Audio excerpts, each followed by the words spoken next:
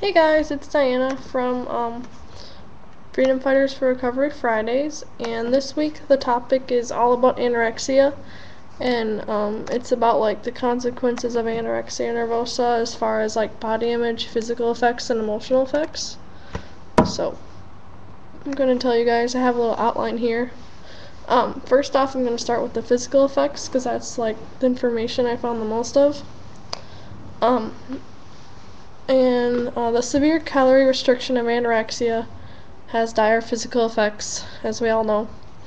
When your body doesn't consume enough fuel that it like normally needs to, it goes into this thing called starvation mode, where it pretty much slows down all body systems and conserves the energy it needs for like your heartbeat and breathing, and just to keep you alive. And then, in essence, the body kind of begins to consume itself. And first it'll consume like muscle, and then it'll go to fat. And then if this like starvation continues, then there's going to be a lot of medical complications. And I found like a big list of them, so I'm gonna tell you some of the major ones. As we all know, you're gonna lose your menstrual period. And a lack of energy and weakness is also a big one. There's also feeling cold all the time and dry yellowish skin, and constipation and abdominal pain, restlessness and insomnia, dizziness, fainting, and headaches. And you're going to have like fine hair grow all over your body and face. Some other ones are infertility, stunted growth, osteoporosis, heart problems, kidney failure, and sometimes death. And then tooth decay and gum damage from malnutrition and vomiting. And that's more on like the bulimia side, but because a lot of people, not a lot, but some people have bulimia and anorexia at the same time. They kind of go hand in hand. So if you do, that it can damage like your esophagus and larynx from the acid reflux. Obviously your bones are going to shrink, and you're going to have a low body temperature, regular heartbeat, heart arrhythmia, and then permanent failure of normal growth. And if you continue to use laxatives like a lot, your bowel muscles can kind of be worn out and they can decrease in their function. And then multiple organs can be compromised, like your heart and I know your kidneys. And you're going to go into puberty later than most, and your bone mass isn't going to be as much as it could. Now, I have a couple things for like the brain and nerves. When you're anorexic or starving yourself, you can't think right. So you always fear of like gaining weight, and you're sad and moody and irritable, and you have a bad memory and fainting. As far as hair, your hair is thin and it gets brittle and falls out easily. Your heart, low blood pressure, slow heart rate, and fluttering of the heart, like palpitations and heart failure. And then with your blood, it can be anemia, which is like low iron in your blood. Your muscles and joints can be compromised by having weak muscles or like no muscles at all. Swollen joints, fractures, and osteoporosis or osteopenia. And then you can get kidney stones and kidney failure.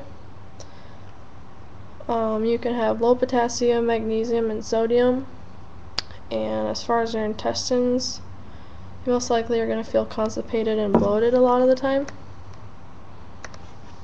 And then hormones, your period stops, bone loss, problems growing, trouble getting pregnant. And if you are pregnant and you have anorexia, you have a higher risk of a miscarriage, and your baby could have a low birth weight.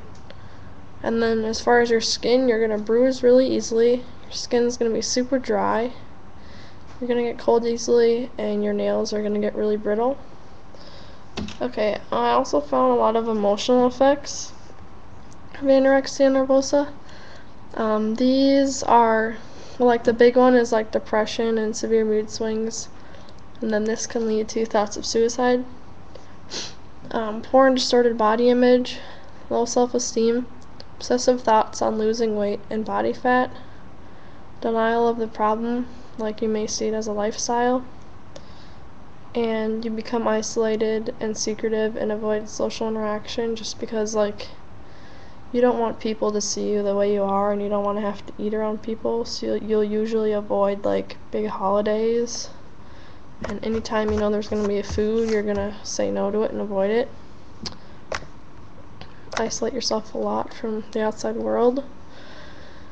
And then you're easily irritated and you have a lot of feelings of guilt all the time.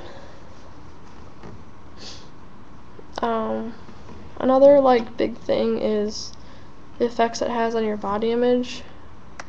As we all know, anorexia and body image kind of go hand in hand. I know when I still am recovering, but when I was in the hospital and inpatient, body image was like the biggest issue for me, just because as you do the whole refeeding process and you get back to a normal weight, you're obviously not going to like what you see in most cases, and your body image is like one of the last things to come and get better. I still have problems with it to this day, and it's been like almost 3 years since my inpatient treatment. So I don't know. For me, body image is like an ongoing problem, and I hope it like eventually improves, but I just don't know, because it's like still the same as it ever has been, and I still,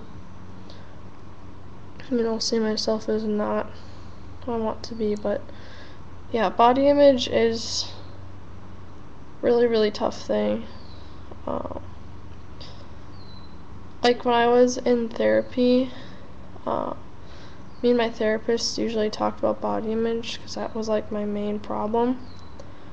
So yeah, body image and anorexia are two of the most important things, I think. But those are all like the physical and emotional effects I have for you guys of anorexia and all the consequences of it.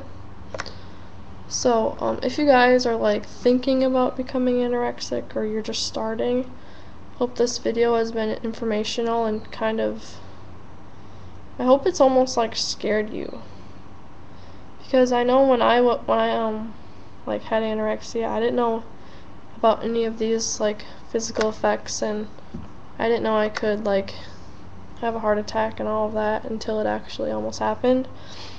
So like, I really hope that this video has informed you a lot, and I hope you guys can like seek treatment and seek help, because I mean, you really don't want to wait until you have heart failure to get help. Like, if you've just recently got sick, it's better to get help early than late. So yeah, I'm gonna go, and I hope you guys have a good weekend, and I will see you next week.